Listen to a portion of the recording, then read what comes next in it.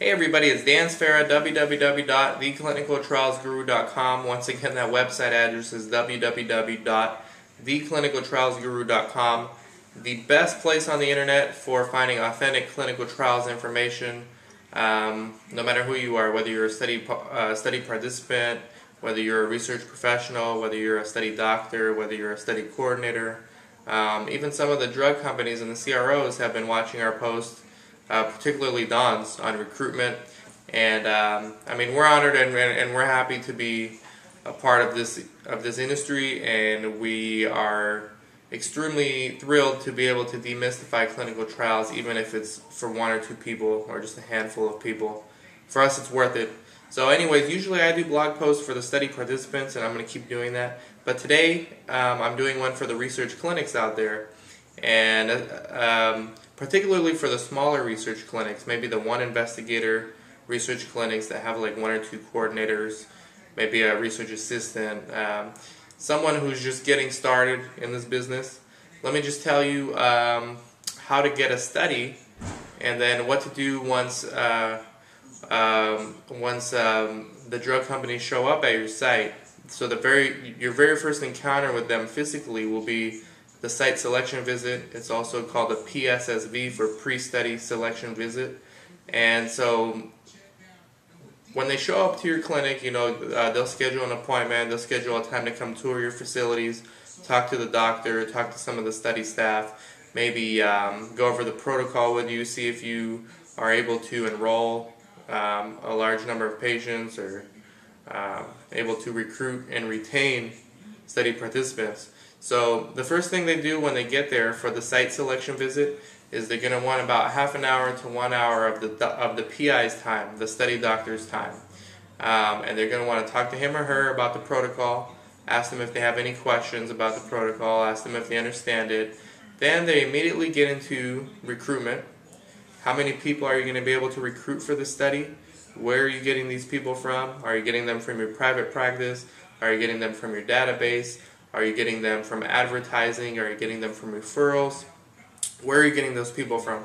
Obviously, they want you to get your study participants from preferably your private practice, but a lot of sites don't do that. So, they're going to ask you, well, do you have relationships with the community programs that target the population for this type of trial, or where are you getting these subjects? So you want to make sure that you're extremely confident in your answers. You want to be able to tell them, that you will have no problems enrolling. And if you do, be honest with them. You don't want to take on a study and then not be able to follow up on your promises. Then chances are you'll never work with that drug company or that CRO ever again. So you want to make sure that you are confident in your answers, but that you're not lying either. After they get into enrollment and recruitment and how many study participants you're going to be able to enroll, they're going to do a site tour. So they want to see that there's adequate room for the monitors to come in for their regular monitoring visits. They want to make sure that they're going to have someplace quiet for them to work and just them. Preferably they shouldn't be sharing an office with anyone. When the monitors come in, they should have their own private room with internet access, telephone, fax, copy machine, all that. They're going to want to see the drug room. Where do you store your drugs? If you do this study, where are you going to store the drug? The drug is like the most important part of a clinical trial. They want to make sure it's secure. They want to make sure it's double locked. They want to make sure that there's limited access there. They want to make sure that it's temperature controlled. So you got to have a min-max thermometer.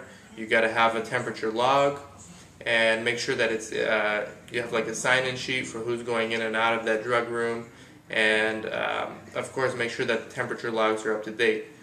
In the lab room, they're going to want to make sure you have a sub-zero freezer, and of course with that you're going to need another thermometer, and you're going to need another temperature log. They're going to ask whether the staff has IATA training. That's IATA.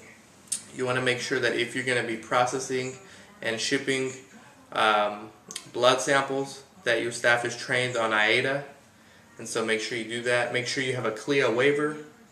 That's CLIA, CLIA waiver. What else? That's about it. I mean, if you can prove those things, And oh yeah, they're gonna ask how much experience the PI has, and the study doctor and the sub-Is and the study coordinators, how much experience they have with clinical trials, and also how much experience they have with the targeted population for that trial. Then they're just going to come back to the recruitment and enrollment, and that's pretty much one of the biggest things that most sponsors worry about these days is, will you be able to enroll a good amount of people, and from those people, will you be able to retain them, and will the data be good enough for them to present to the FDA? Meaning, do you have some kind of documentation to back up what you're writing down, some kind of source verification of the subject's history and all that stuff. So site selection visits can be kind of intimidating, especially if you're just a new site, but just make sure you follow these procedures, and let me know if you need any help. You know, myself and Don, we've done tons of these things, so we're able to kind of give you some guidance if you have any questions. Our website address is www.theclinicaltrialsguru.com. Once again, it's www.theclinicaltrialsguru.com. Thanks a lot.